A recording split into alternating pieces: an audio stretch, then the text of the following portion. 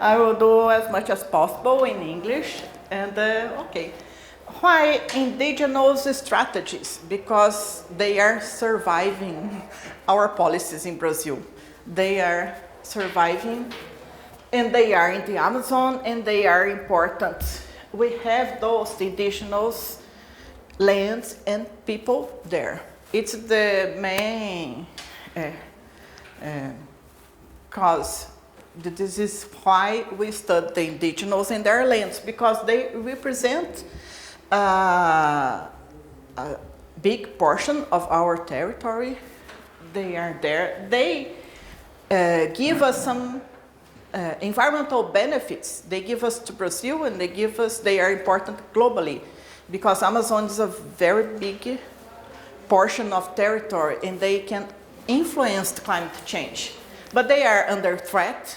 Those threats are increasing. In the last few years, 4 or 5 years, they are increasing more and more. But indigenous people, they have their strategies of development. Just to illustrate, we have the Amazon biome that goes beyond Brazil and includes 80 countries in the South America. And we have what we call legal Amazon that includes 8 states in Brazil. And legal Amazon in Brazil represents 60% of our national territory. We have a richness of more than 300 people, ethnic people. They speak more than 200 languages. It's a cultural richness also. Next.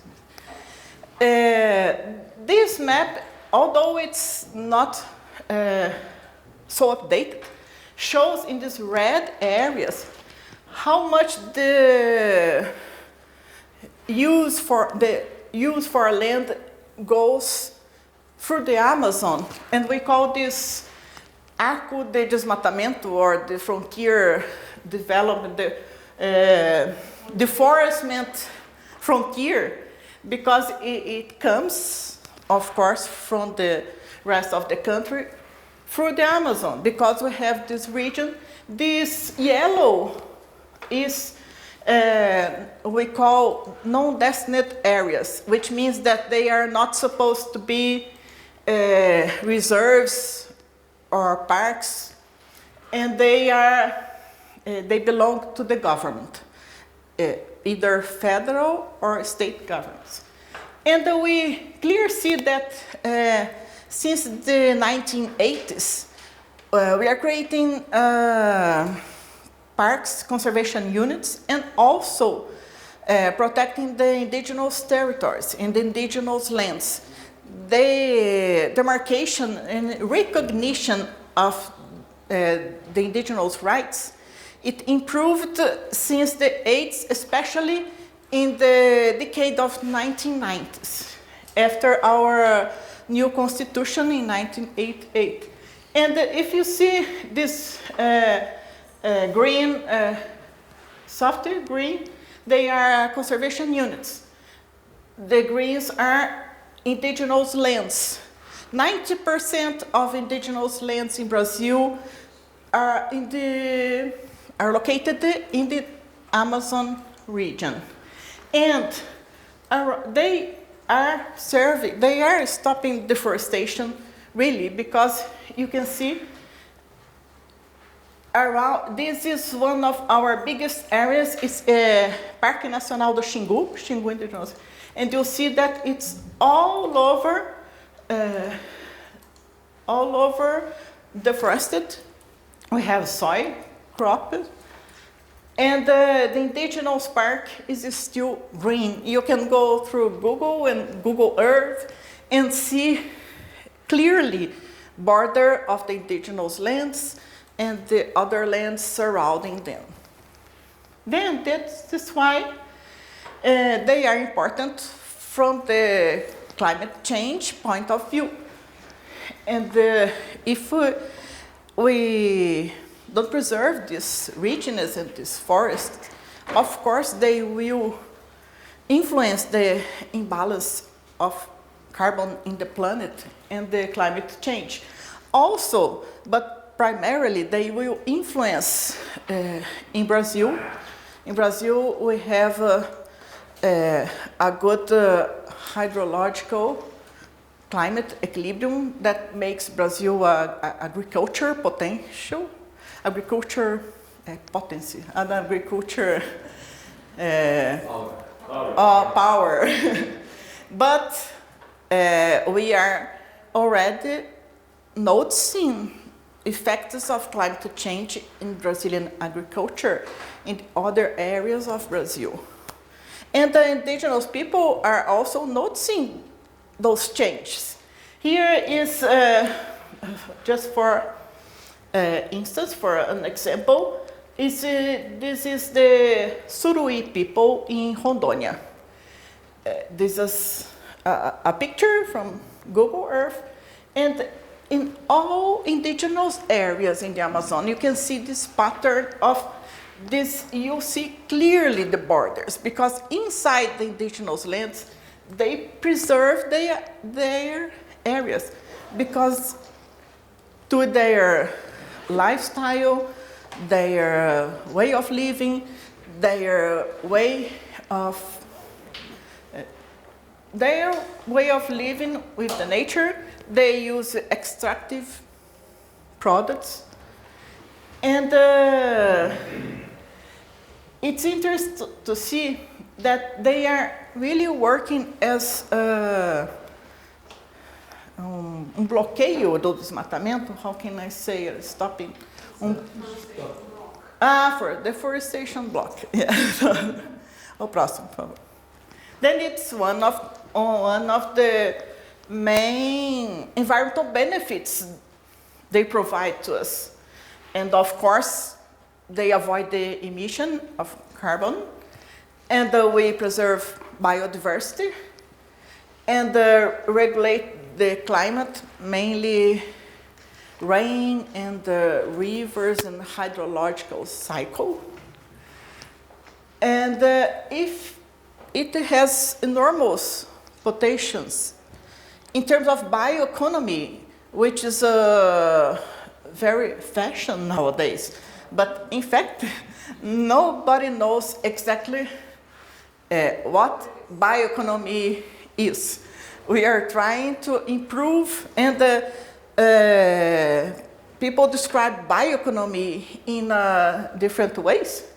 And for some people, bioeconomy includes even exploration of some crops. And we see bioeconomy as incentives to what we call social environmental products. For instance, products that come from the sustainable way of living from the indigenous peoples, they are social bioproducts. For instance, Suruí people, which I showed the last slide, they produce coffee in a sustainable way, and they put this coffee in the market, but with a different seal and with a different. It of course has a different price, because they have to put the price of the sustainability of their lands inside the products that we call to internalize the externalities. And then we see it as an example of how we can improve their products and therefore sustain in the long term. The fact is, we don't know nowadays how to support in the long term the sustainability of this huge area of indigenous land we have, because they are under increasing threats. Even regarding laws, we have some very good environmental laws in Brazil, include the command and control laws. But nowadays we have a number of projects in the legislative house, in the Congress, to reduce indigenous rights, to reduce rights over land, to permit more and more areas to have mining and to have some kind of exploration and to legalize their yellow areas that we see that are not destined. Some laws are proposing to use for agriculture, and the phenomenon that is very, I don't know if it's very Brazilian or it happened in the past, but we call grilagem. Grilagem is when a person invades an area, takes care of it with crops, and then claims right under these lands.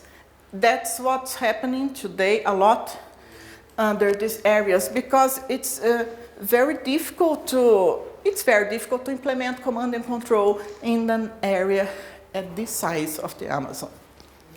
But then we have this pressure for using mining and also to build more and more roads, infrastructure, soybean, pecuária, the livestock, and what I called grilagem, that's really taking the land and claiming, grabbing, land grabbers. And then we see that it's rising because you see, this series is from 1988, the date of our Constitution. And in this decade, we had the most different indices. It was almost 30,000 square kilometers. And then we had some policies that made the deforestation rates fall. Between 2004 and 2012, it was a combination of law enforcement, economic incentives, promoting sustainable products, a mix of policies, but most law enforcement. We have very good laws. The case is we have to respect those laws, respect the indigenous land rights. But then we are seeing a very quick increasing in deforestation, especially in the last 3-4 years, because command and control was weakened, very weakened, and this projects of law they are proposing, people envision that the laws will benefit land grabbers, for instance, or will benefit mining, whatever. And then we can rapidly grow we can go like the 80s when we had 11,000 square kilometers per year, it's per year. And last year we have the same. And it can go quickly if we don't enforce our laws. And this is why indigenous people have been noticing these threats and the invasions and the illegal activities. In 2020, we had this law called the National Policy for Environmental Management in Indigenous Lands, which was a very extensive law, trying to put new concepts and to support indigenous lands already demarcated, to manage in a way they can protect these territories. And this law brings some new concepts of what we call concepts from ethno-development, which means the endogenous development from the groups. And next thing, this law of course, is very good, but to put it in practice, we need to support the indigenous people to do a lot of things, including some tools for environmental management, such as the plans, environmental management plans. We have many experience on doing this. If a community can plan its own development and plan its own strategy, they can avoid this invasion. It's easier to face those threats if you have a management plan, but of course it costs time. Next one. And I give an example of one interesting indigenous land called Caititu. Labria is in the south of the Amazon states, and it's a region that is under ongoing threats. Okay, o próximo, next. Labria is an interesting city. It's the final city of a big road we call Transamazônica that begins here near the sea and goes to Labria. From Labria on, there's no road and you have to go only by ships. And then we have some other roads being planned. But Labria, from Labria you can access a number of indigenous people, indigenous lands, some during part of the year just by plane, but you can go through roads into these areas. But the Caititu people have managed to do their plan in 2015.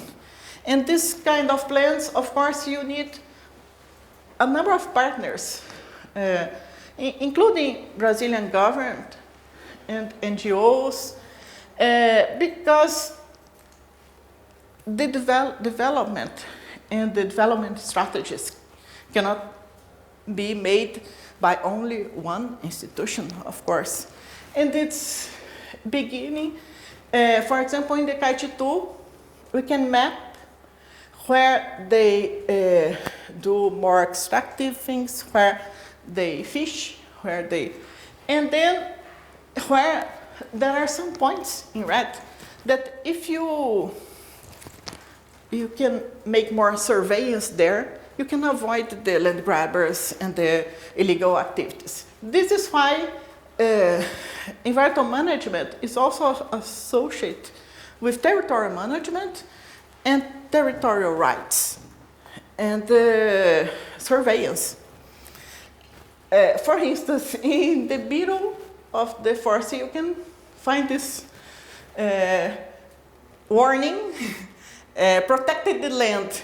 Of course, this warning will not avoid people going inside, but it's the sign that in this land there are people that are taking care of their own lands. Just for you to see how it looks like, if you want to go to, for instance, Caititu, you have to go by boat, since this sign through their lands, it's accessed only by boat.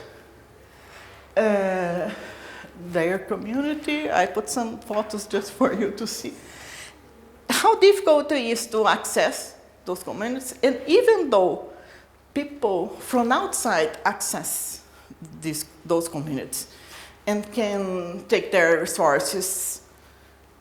And one strategy in the last years is what we call agente ambiental indígena, indigenous environmental agents. Through education and through advocacy, I represent an NGO called the Instituto Internacional de Educação do Brasil, and we work with many communities in the Amazon, and we give them some training on basic tools to use technology in favor of them, to use technology to monitor their area. For instance, to go to Google Earth and to see their land, and they can do expeditions to recognize the area, and they can put surveillance in specific points, and many other activities they can do to improve their own development. That's the idea. And more recently, we have been talking more and more about climate change because they are already perceiving it. They are perceiving the difference in the time of the year when some plants used to appear, they don't appear anymore, or something. And they recognize that the rain used to be more in 1 month, but they are not coming anymore, and those kind of things, which is interesting for them, and to advocacy for the need to protect their land.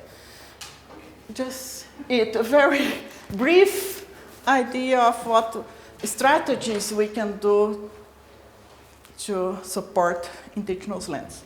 Thank you.